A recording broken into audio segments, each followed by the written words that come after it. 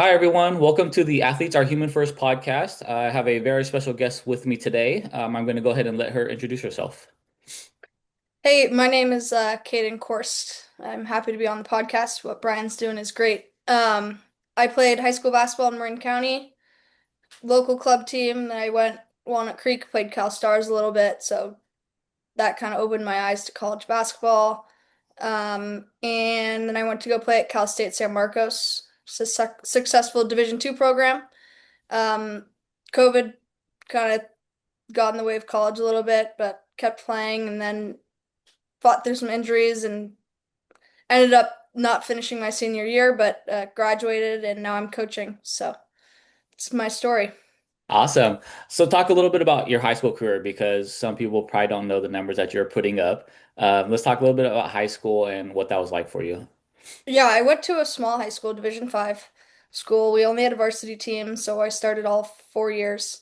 But I mean, I went to school because of the school and the coach, not necessarily the basketball, but I knew I was going to get coached.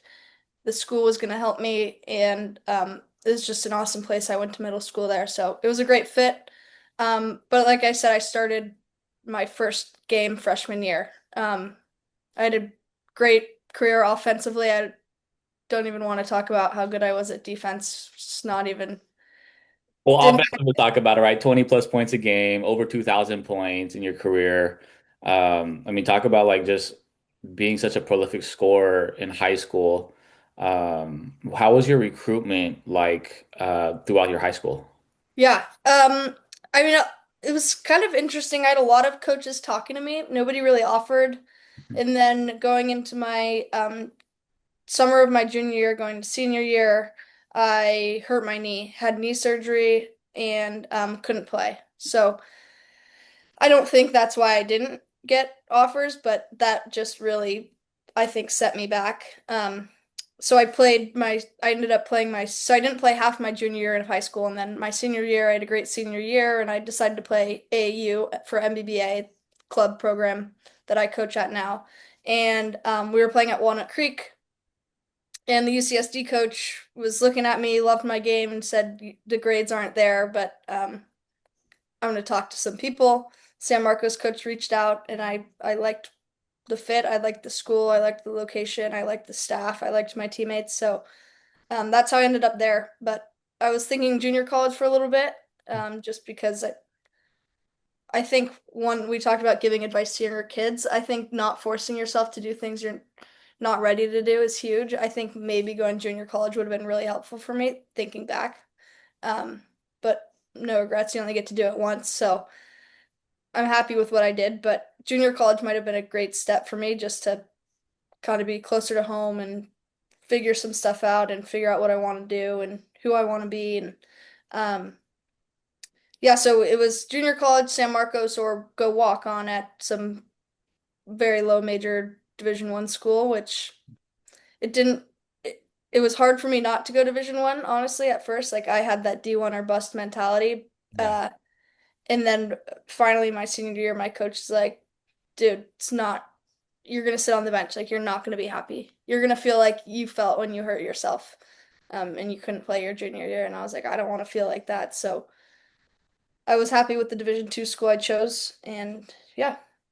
Yeah, I mean, talking about like you were talking to UC San Diego, and then academically it wasn't the right fit for you, but also realizing like college coaches, the circle is very tight knit, right? They Oh have yeah. other coaches that they can talk to. So like I always tell kids, it doesn't matter what level the coach is at, if whether you want to go to school or not, but like you always have to keep that conversation open with them because you never know, who they might reach out to, and who they can help you get connected with, right? And that's kind of how you got to San Marcos with was that Coach Renee at the time, right? Yep. Yep. So Yep. she's currently at Santa Barbara. So like her, right? She went from D2 to D1. Like you never know where the coaches are going to end up going, but also who wants to help you, right? Like I think kids will be surprised, like even if you're not going to go to that school that the coach is at, they still want to help you as an athlete, as a Oh student. yeah. I So mean, coach, like you said, coaches talk, and I tell my kids that all the time. Um, and maybe a lower level school is recruiting you because they want to help you they want to be a part of your journey to go to a better school. Um, or maybe they want to help you go to, you can transfer like that. They want to see you. They don't just want to talk to you. You say no and say bye-bye. I like one of the most fun things I have about coaching is the people I've met and I know. And like when I go and coach AAU, the coaches that recruited me, and when I played at San Marcos and I'd go play at Chico State, and the Chico State coach is kind of laughing with me. It's really fun, and I still have those connections. So yeah, I mean, coaches talk. That's a great advice. Yeah, so now you're director of a AAU program, right, with MBBA. Yep. You want to talk a little bit about that and how that's been going for you? Yeah. I love it. I love the kids. I'm like this fall I've got third graders. And then our seventh grade team is a good team. Last spring I had our eighth graders. The year before I had our 17U team. And I kind of oversee everything and I again talk to a lot of people and um I mean we're not a huge program. We've got like 11, 12 teams, but we've got a great coaching staff. We put ourselves in great events. We're not trying to win 50 games. We're trying to get better. We practice a lot of skill development. We have a lot of opportunities for our kids, which I really think is amazing and the upside of our program. And then also, like one thing I bring to MBBA is not every kid is wants to play college basketball. Exactly. I mean, you saw my 17U team 2 years ago with Jocelyn and Sienna and Brooke Denler, and I mean Brooke Denler's got Division 1 offers now, and that's great for her. And Jordan Washington's gonna get some at Yep. junior college, so she'll pick up some Division 1 offers. But Sienna's at UCLA, like having a great time, and Jocelyn's at Indiana, which we went to go visit when we were playing in Indiana on the UA Rise circuit. And um, it's just amazing. Like not everybody wants to play college basketball, and I think what I do and what my coaching staff does at MBBA is make sure everybody feels a part of, they're getting something out of it, whether it's just fun, getting better for the high school season, getting recruited, and then our little kids figuring out if they like basketball. It's a hard sport to start to like because little kids can't even get the ball to the rim. So, And they play soccer, they're going to play softball, they're going to play volleyball, they're yeah. going to do track. So, Now, flag football is such a huge thing. I mean, I coach some young ones too, and there's third, fourth, fifth grade playing flag football, right? So, like, yep. that's another sport that's going to be potentially taking away kids from the game of basketball. But I think you do a great job with NBBA. Obviously, I've got to see your team play a lot. And then just having the opportunity, like we said, they don't have to play college basketball. That's completely okay. But Yeah. you can still have a good experience. You can still play AAU.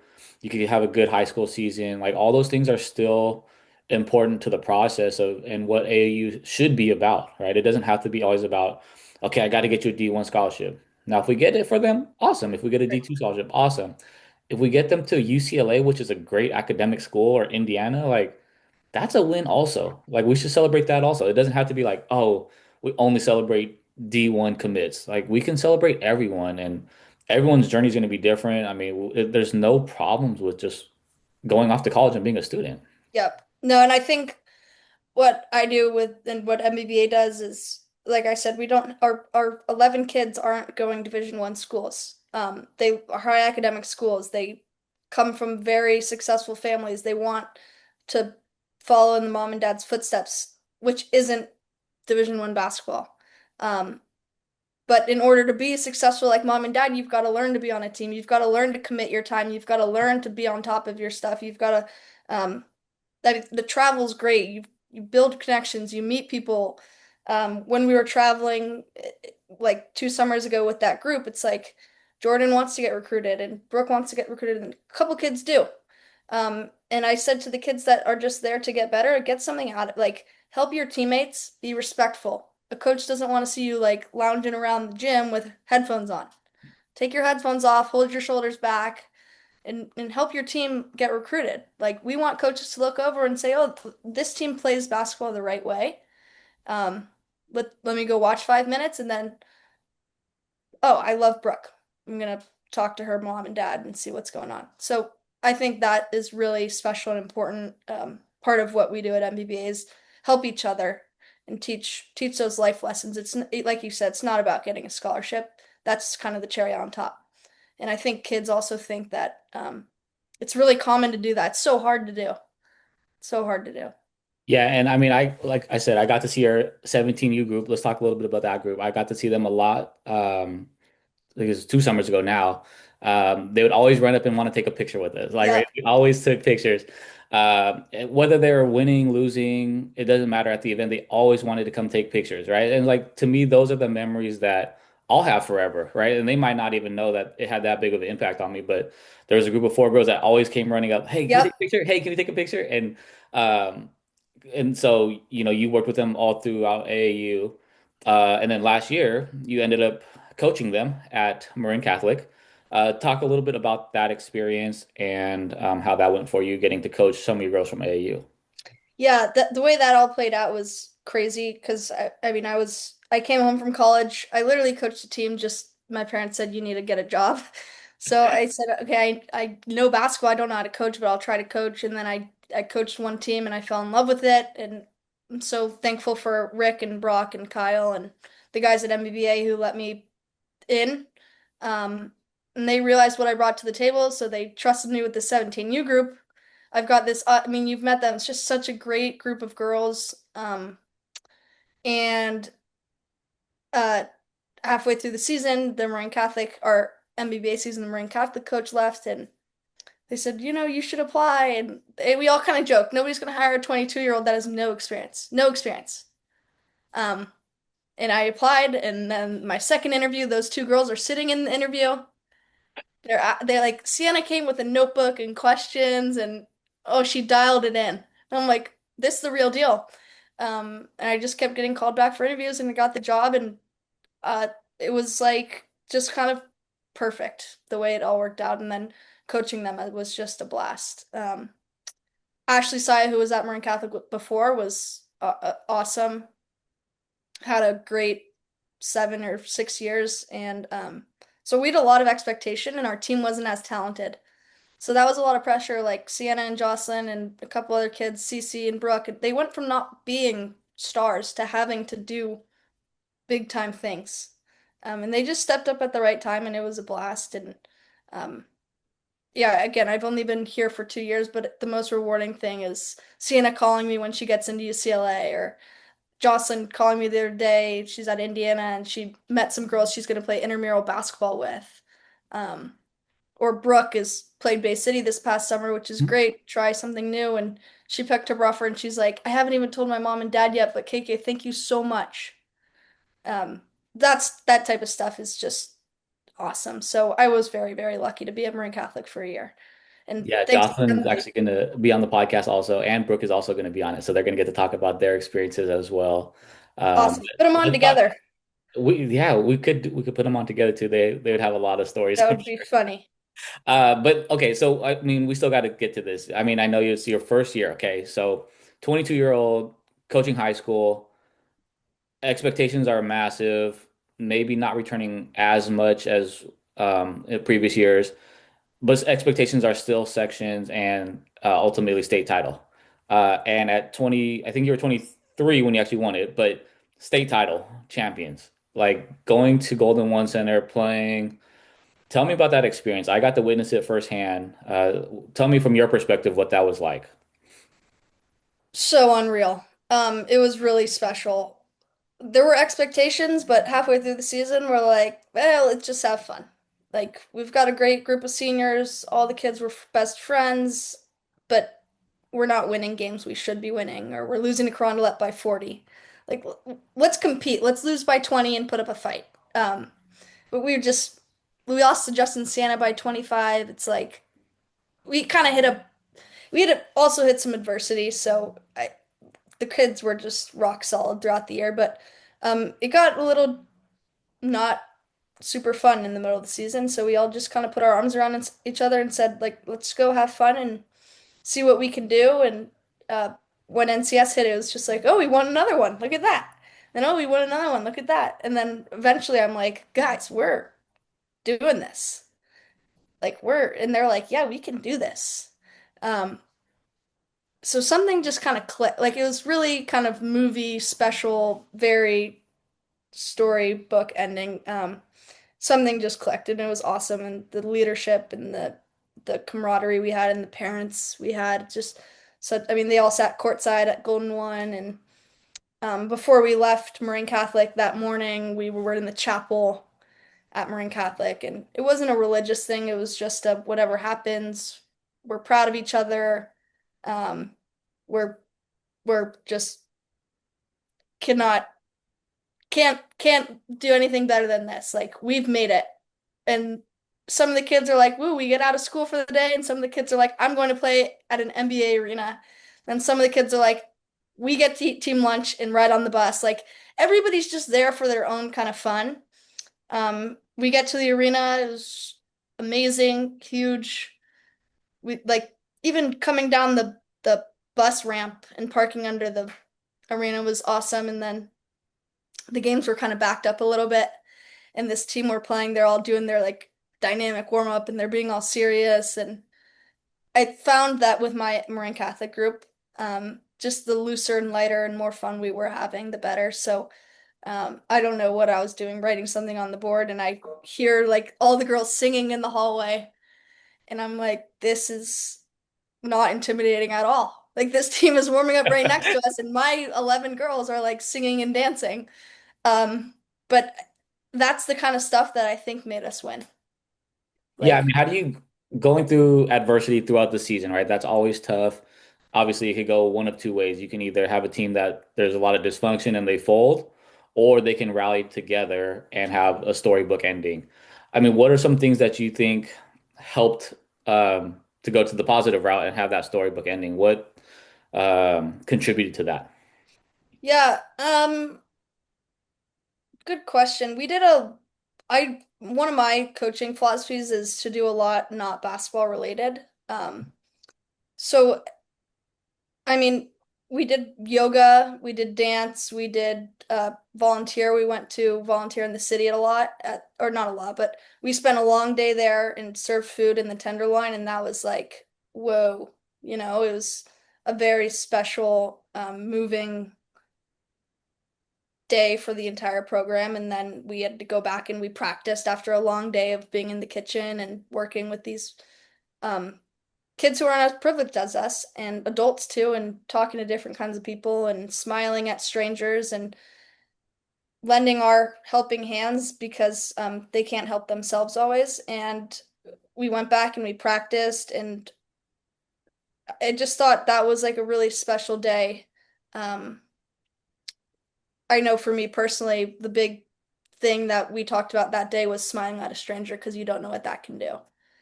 It's like at practice, you don't know what one high five can do. Everybody's been in that situation where you have a good high five and you're like, I feel better.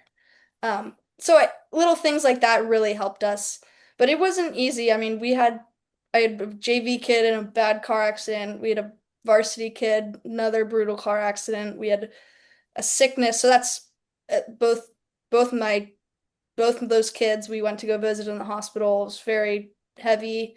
Um, both are doing great now.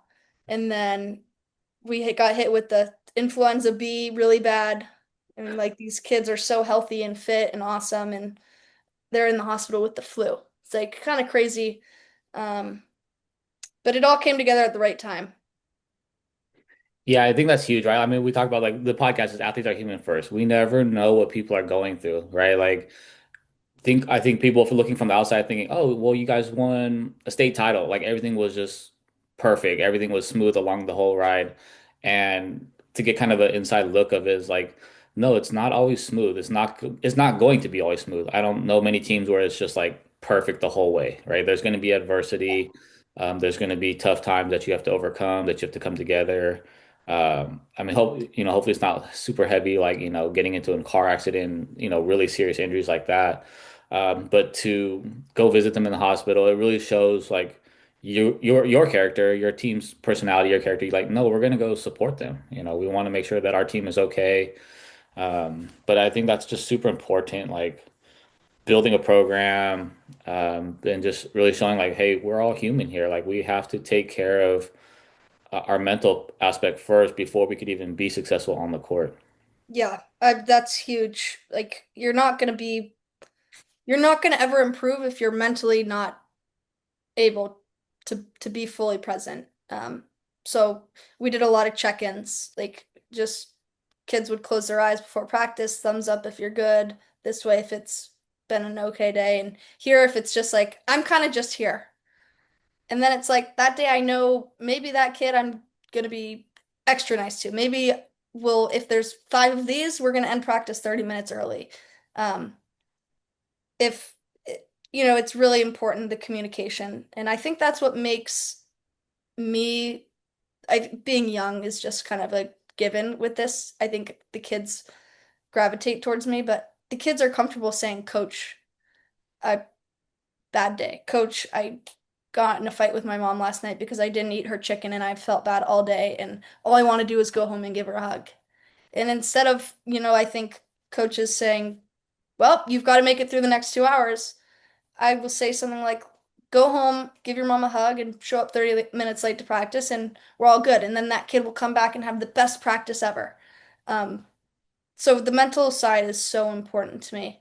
Um, and it's something that I was listening to a little bit of the guard that played at Pacific you had on the Yeah, podcast. Amila. Yeah. Yeah.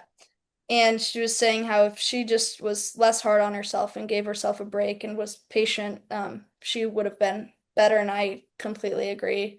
In college and high school too, I Yeah, was I like, think being a younger coach, right? Like we kids could kind of relate to a little bit more versus maybe having an older coach and being maybe a little more scared to share that type of stuff with them, right? Like I don't know how many high school kids would be willing to tell stories like that to their coaches, right? So I think you building those relationships with those kids is awesome. I think just hearing them and listening to them, if they're going through something tough, you know what? Skip 30 minutes in the beginning or, leave 30 minutes early to get home and take care of yourself first. That's huge. I mean, I love that. I love the whole idea of like, let's take a temperature of everyone. Like, are you good? An average day, bad day, and then kind of going accordingly. Like, I think that's an amazing idea. I love that. I'll probably steal that one. That's a great one. right.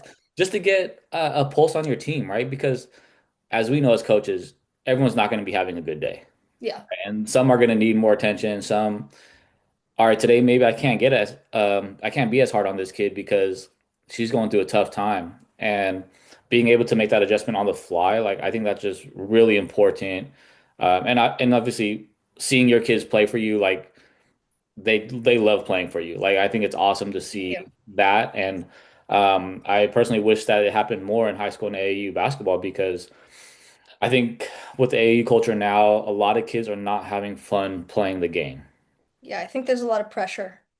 A lot of pressure, right? Social media, parents, friends, family, everyone wants them to be this D1 basketball player. And there's and some of it's unrealistic expectations, right? Like we're not all D1 basketball players. And that's, as we always talk about, that's completely okay. But parents have to be able to get on board with that and be like, yeah, you know what? It's okay if my kid's not D1. Like we can still have fun traveling, playing basketball. Yes, it's expensive, but it still could be a good experience for everyone. It's almost priceless when it all works out. Not basketball scholarships, but just the lessons you learn being on a team, especially basketball, it is so hard. Like the best shooters in the world don't even make half their shots. There's a lot of failure. An undefeated season is so rare. Just doesn't It happen. just It's fail after fail after fail after fail. And so you learn a big part of life is trying to do something and it's not working. It's like who we are as humans. Before you can walk, you've got to fall down a couple of times. Riding a bike, it's like you learning how to ride a bike. You're gonna mess up, and that's okay. And the kids that are okay with it, and the teams that are okay with their teammates making mistakes are the best teams, in my opinion. But one more thing on the mental part is that I tell my kids is really important to me is that sometimes nothing needs to be wrong for you to not have a great day.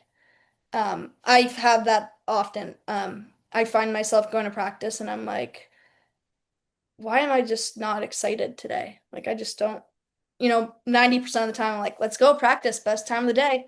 Sometimes I'm going to Marine Catholic and I'm like, I just don't have the excitement, but nothing's really wrong. And I just say, hey, team, I'm gonna need a little bit more energy from you. I don't, nothing happened, but I'm just not 100% today. And I think also the kids hearing from the coach that it's okay to um, not have a reason to be upset or not, maybe you're tired and whatever it is, it's okay to feel that way. So being open and honest as a coach too is important for the kids. Yeah, I mean, sometimes you don't truly don't know what's wrong, right? Like, hey, I don't have it today. And like I said, one high five could change the whole hour and a half, 2 hour practice. The kids bringing more energy, just being supportive for their coach as well, right? It goes both ways. Like we have to be open with our players if we expect our players to be open with us as Oh, coaches. yeah. Um, so tell me, what's next for you as far as high school basketball goes? Yeah, I'm at um, Branson now, which is great. Got a really young team, um, a great senior leader, and then a couple young talented kids. I would say my most talented kid is an incoming freshman, or it rising sophomore. It's hard to tell, but so we've got some young talent. We're gonna be scrappy, athletic. We're gonna get after it. We're gonna pressure the ball. I've got the best assistant coach, Dave Levine. Coaches us with us at MBBA, but he's just the best. What he brings to the table is awesome. He's got awesome stories too. He was a practice player at Stanford for Tara Vanderveer. So his knowledge of girls basketball, and he's got two daughters, and it's just, I think us together, it's dream team, and the kids we have is dream team. So we're ready. I mean, we all know we're not talented, we're young, but we're ready to get after it, and I think surprise some people. I mean, talk about because I saw coaches coming over with you. Talk a little bit about that and like how special that is for you as what is that? How does that make you feel when he's like, I'm gonna quit being a head coach to come over and be an assistant, and I want to do it with you. Oh, it's everything. Um, it's like it means so much to me. We are both so excited. He's just an awesome dude. I love his whole family.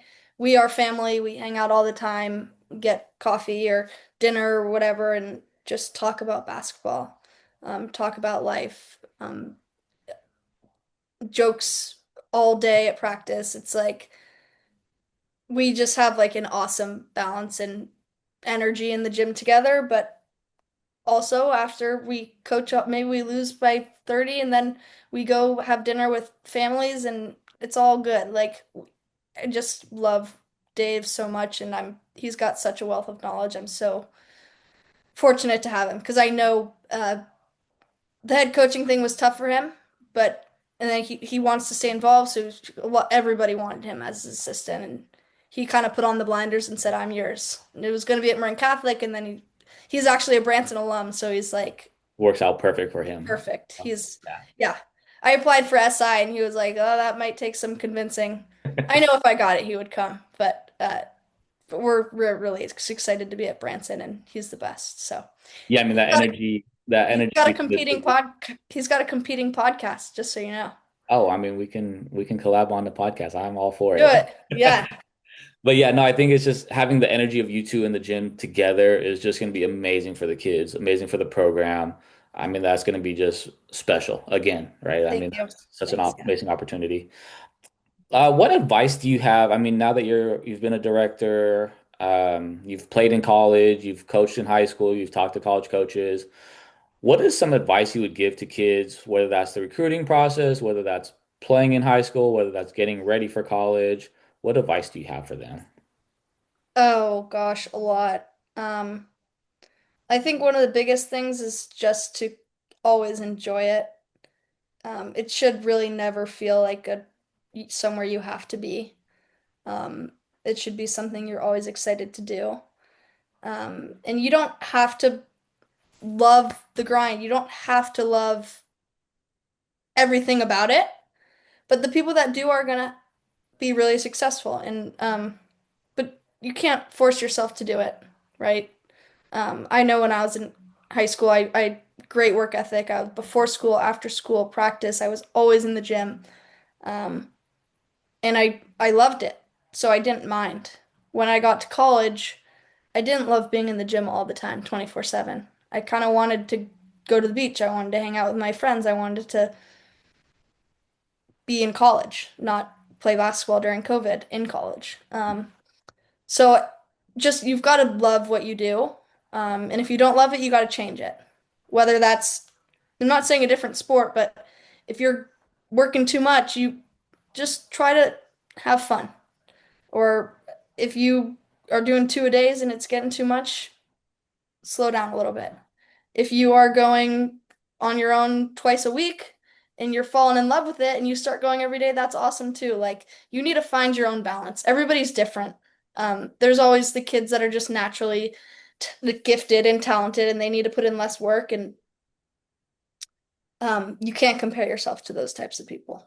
I could never because if I compared myself to others, I would just be so angry all the time. Um, so don't compare yourself. Everybody's got their own journey, and also every opportunity is an amazing opportunity. If a coach wants you, even if you don't necessarily want to play for them or go to their school, you should feel really good about yourself because that opportunity doesn't come around. Yeah, everyone's journey is different, right? And that's everyone's journey is going to be, it's not, there's no recipe for success, right? If there's a recipe for success, everyone would be D1. And we know that's definitely not the case. But then just, I think you talked about just truly understanding who you are, right? Like understanding how much how much you can really put into being as good as you want to be, right? But it's a grind. How much do you love the grind? How often do you want to work out?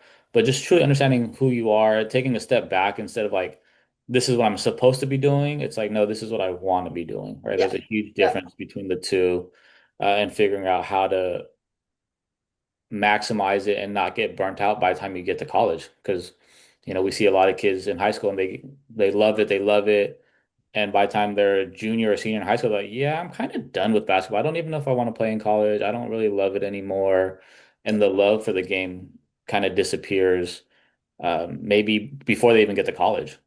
And I think that's when parents get upset or testy is when they've spent so much time and energy and money on their kid who's loved basketball and all of a sudden they're burnt out. Um, and I think that's the most important time for parents to say, you know what? We 100% we loved your decision. We're maybe let's take a little break. Um, even it, I mean, I if I had my own kid and I had a kid that reached their junior year and said they didn't want to play college basketball anymore, I wouldn't be upset, but I'd say let's not quit. Let's just maybe take a different approach for a little while. You don't need to play college basketball, but basketball is a great way to meet people, learn things, exercise. There's so many positives to basketball that you don't need to do it to play in college, but there are very valuable things about the game and the sport in high school and club and all of that. What advice do you have for kids who they do want to play college basketball? Obviously, being a director for AU program, what should they be doing as far as like outreach to college coaches, and how can they help themselves in their recruitment process? Yeah. Um, like I said, MBBA, we don't have kids going to Stanford or UConn, and so I always say you've got to put yourself out there. You've got to email coaches, you've got to be proactive, you've got to go to camps. Camps are great. I mean, Division twos and threes, they're not having official visits. So an elite camp's a great way for you to go see the campus, meet the coaches. Hopefully, a couple players are there. Um, elite camps are awesome. Got to put yourself out there, and then do all the little things like when we're in the gym. I mean, with my girls, the kids that don't want to play college basketball, they no headphones in the gym. Don't put a hood on. Uh, Kids walk around in sports bras and it's like a little thing, but college coaches don't want kids that are walk around with no socks on. Put your shoes on. Don't wear sunglasses inside. When you're on the bench watching, one thing I love about AAU is when high schoolers or different age groups sit on the benches of the other Yep. teams. So it's like my high schoolers, when they sit on the bench of my little third graders, don't go on your phone. Because all it takes is one coach to walk by and say, oh, I've heard of MBBA. Oh, that looks like the high school team. Look at them cheering on these little kids. No phones, no like locked in, just being great role models for these little kids. Those little things are really important. Um, Clean up after the bench, after you leave the bench. Leave the place cleaner than you found it. Even if it's not your trash, help out. Um, How do you interact with me? How do you interact with the coach? When you go in the hallway, are you laying on the ground with your hood on your face? And I mean, you see it all the time. It's like just smile at somebody. Maybe just smiling at a college coach will get them to say, "Oh, and maybe I'll check out that program. That kid seemed respectful." Like college coaches think like that. I think like that. And that's just a life thing that I think is really important. So for my kids, it's all the little things. It's not going 5 of 6 from the 3-point line or taking 6 charges. It's all the little things. And then once we do the little things, they'll come to a game and then hopefully they'll find something in the basketball. Yeah, I think that's so important. Watch, I mean, nowadays every game is on film, right? So you're going to be able to watch the film. You're going to see benches reactions. You're going to see who's on their phone. I mean, I've told multiple kids that I know I was happening to watch game film, and I saw them on their phone, and I asked them, "Hey, how come you're on your phone?" And they said, "Oh, I was just talking to my mom." I said, understand like what that looks like to a college coach. That looks like you don't really care what's going on. You're not engaged. I said if it's really that big of an emergency, like you have to go off the bench because all these games are recorded now. Yeah, So you're gonna be watched, you're gonna be observed, and that little thing like, oh, they're supposed to be, cheering their teammates on and they're on the bench with their phone, like that's just not a good look. And mhm, trying to help kids understand that like you are being watched. If you truly want to play college basketball, every single thing you do, you're going to be looked at. You're going to be watched. And we talk about time. Put your phone away. Like even when you're right after the game, don't go running to your phone as your first thing. I had to tell one kid, I say, "Why are you on your phone? The game just ended like 2 minutes ago." And then so she ended up giving the phone to me, and she's like, "Okay, here, take my phone. I don't want to be on it." But like we have to be able to teach kids like what college coaches are actually looking for. And those are all the things that you just mentioned. I've heard from multiple coaches say that already. So like it's spot on with how college coaches are thinking. And we need to make sure that these kids, if they truly want that opportunity, they have to act a certain way to be yeah, recruited. yeah. And I think that's you hear all these videos about making a sacrifice. Like you can't hang out with your friends because you've got to work out on a Friday night. In my opinion, yes, if you want to be Division 1, you probably need to lock in or, focus a little bit more. But the sacrifice in my position is not going on Snapchat in the gym. Yeah, we might be there all day, but go watch CalSTAR's EYBL team play. Go watch Jason Kidd's team play. Go cheer on an MBBA third grade team. Go have lunch with your teammates in the hallway. Like, there are so many things you can do other than scroll on TikTok or Instagram or Snapchat in a gym. There's so many things you can do other than put your hood down and wear sunglasses and sit in the corner of a gym. Um, that coaches recognize. So that's, in my opinion, those are the sacrifices that are most important. And hopefully the kids that I coach are I'm so happy to hear that they want to take pictures and stuff and are friendly and that makes me happy because that's what I preach. I would still say probably one of the funniest stories is after you guys won state title, Jocelyn in the hallway, while you guys were taking the pictures with the championship banners and everything, she goes, "Would you have ever guessed this would be where we're at after watching my AAU team play?" And I said, "But you guys put the work in. Like that's it. It's not about the wins and losses in AAU. Those don't really mean anything. It's you're preparing for high school. And yes, I can believe it because you guys put the work in. Like you are doing all the things you're supposed to be doing. You guys play the right way. I mean, as an independent team or UA Rise, like we're not supposed to beat CalSTARS EYBL. We're not supposed to beat Kid Select, but we can still be really good basketball players. We still be really good teams And and really good people too. really good people at the end of the day. Like to me, like that's way more important than all the wins and losses. Like so the fact that she was like, "Yeah, can you imagine?" And I was like, "Yes, I can." Like, what you're supposed to do this. This is what you guys been Yeah. practicing for. This is what you guys been playing. This is why you play all the best teams all throughout summer, so that when you get to this level of, being it was a D3, right? I believe Yeah. D3, right? So going for a D3 state title, you're not playing five D1 kids at one time. No, I'm like, Justin, you've matched up against Jazzy Davidson and lost by 50. You can handle this girl from Mater Dei Catholic. There's nothing to be This scared is of. easy. This is easy. It's she's hilarious. It's just it is AAU is very valuable in that, and I think also the Bay Area is just unmatched with the level of talent we have, and um, our program MBBA we send our girls to great tournaments where LA, Oregon, Roseville is just unreal that it's right here. But all these awesome tournaments, it's really special where we are. I mean, we're competing with Bay City and Cal Stars and Jason Kidd and Team NorCal and Dynasty, and we are just very lucky where we are. So it is very, I think, beneficial and fun for us to be a smaller fish in a bigger pond in the Bay Area, and I just love the Marin kids that we have and the kids that aren't from Marin that come and trust me and our coaches to help them get better. Yeah, absolutely. I am a huge fan of your program. You guys do an amazing job, just building up good kids. I can't keep going back to that, but just having good kids, like that's it's so refreshing to watch. It's to see Thank kids you. having fun on the court, off the court, having fun together. I love it, honestly. Like I know, everyone wants to be circuit level. Everyone wants to play on the circuit. And yeah, sure, that's awesome. But like, I mean, with how much movement goes on the circuit, like you're leaving from team to team from within the same season. Right after the season's over, you're looking for your next team. Yep. Whereas you're keeping your girls together, they're having a great experience. Like just huge kudos to you and your program of MBBA and what you're doing for your girls. Thank you so much. I really appreciate that. Yeah, so again, I just want to say thank you again for coming on the podcast, sharing your story.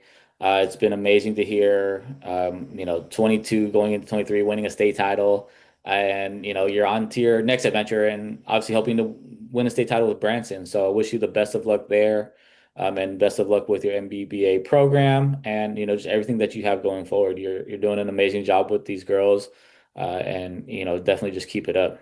Thanks, Brian. I really appreciate it. Love seeing you around.